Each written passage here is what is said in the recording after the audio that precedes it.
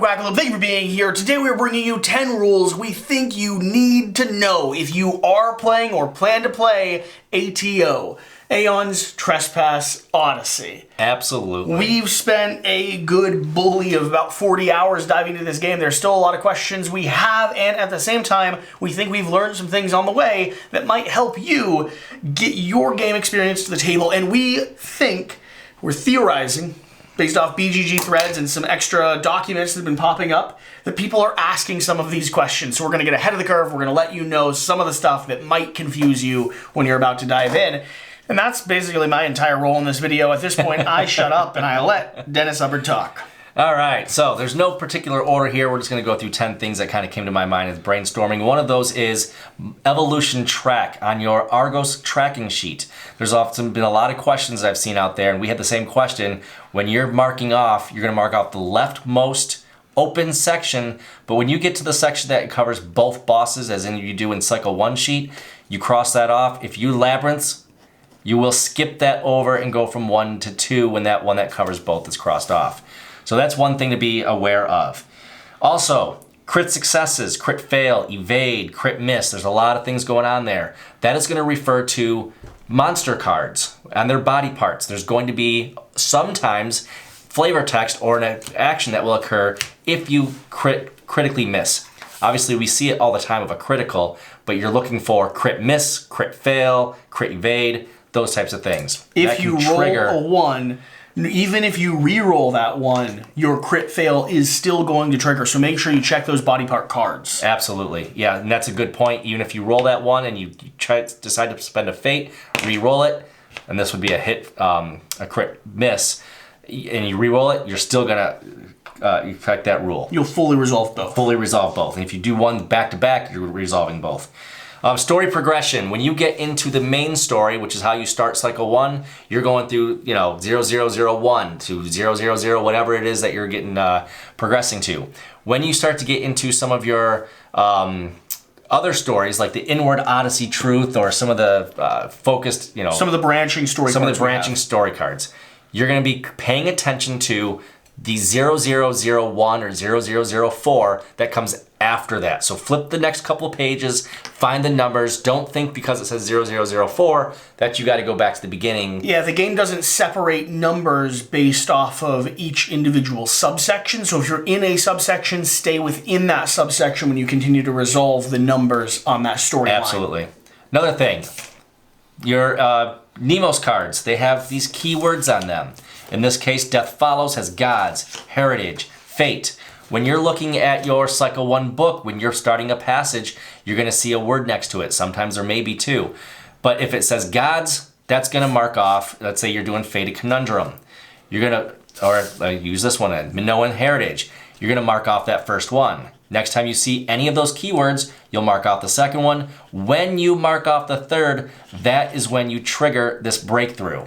And on your card, you will see at that point a number right here, M, whatever the case may be, and that's the number you're putting in here. It's right at the very, very end. It's very small, and then that's when you will trigger that breakthrough and get that benefit. And that's when you immediately get level 2 access. You get it after you complete the third. It's not its own trigger, all right? Next, the Kratos table. When you re-roll, let's say, for example, we've got this Kratos table right here, and you're at a rage of 5. You get a re-roll.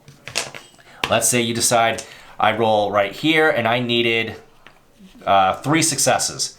I decide I'm going to spend a fate, and then I'm going to re-roll this. I cannot then go back and decide, now I want to re-roll this one if I still need to re-roll it. You have to choose all the dice that you want to re-roll, all the sources of where those re-rolls come, and do it all at once or not at all. All right? So you don't get to go back and say one at a time, re-roll this one, re-roll that one, and keep going. Titan Death. If you have a Titan Death during a Primordial response, so that guy came back, you wounded him, he responded, and killed you. You still finish your attack. You finish all those things, including, and this is the important part, getting your Kratos table's benefits. If you have opening tokens or break tokens to put out, that Titan will still put those out even though he is dying. If it happens during the Primordial response.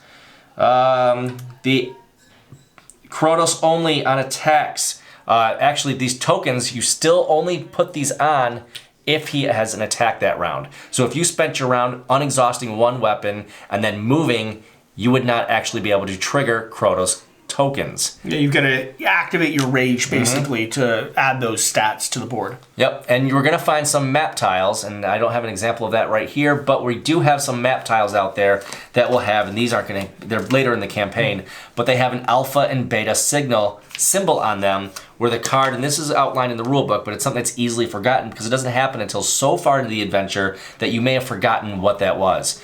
But these cards can be divided into two distinct sections. This would be the alpha, the bottom would be the beta, and you follow and you stay on the alpha side or you stay on the beta side. You don't get to cross over coming off the beta from this tile over into the alpha of the other one. You stay alpha to alpha or beta to beta, and that goes back in both directions. Okay. So that's iconography that some people may forget of what that means by the time they get there. So that's 1, 2, 3, 4, 5. Closest 6, city 7, I see on there. Yep, closest city. So, Knossos, the original city that you find, when you have an effect that says go to the, put a token on the last unoccupied city. If Knossos is your only unoccupied city, you will never put a token on Knossos. Interesting. Okay. So that is a small rule. It is printed out there, but it's something that you can easily forget and move on from. And that is it. That is all 10 things that we have to talk about. Cool. Quick little breakdown. Let us know if you have any questions, which we probably won't be able to answer. Let us know if you have any rules or rules clarifications or things that you've been figuring out as well. We're still stumbling through this, but we thought it'd be helpful to get a quick little video out letting you know that we are playing this, we're diving into this, we're doing our best to explore the mechanics and the systems, but we're definitely struggling with some of these rules. Yep. And we assume the community has got to be as well. I'll personally be going through those comments and learning because I think as a community, we can figure this game out and have a lot of fun with it. Yeah, very possibly. Very possibly. All right, thanks for watching. Thanks for being here. Whatever the case, whatever you do, remember to do the important thing. Get out and play some games. We'll see you next time. Bye.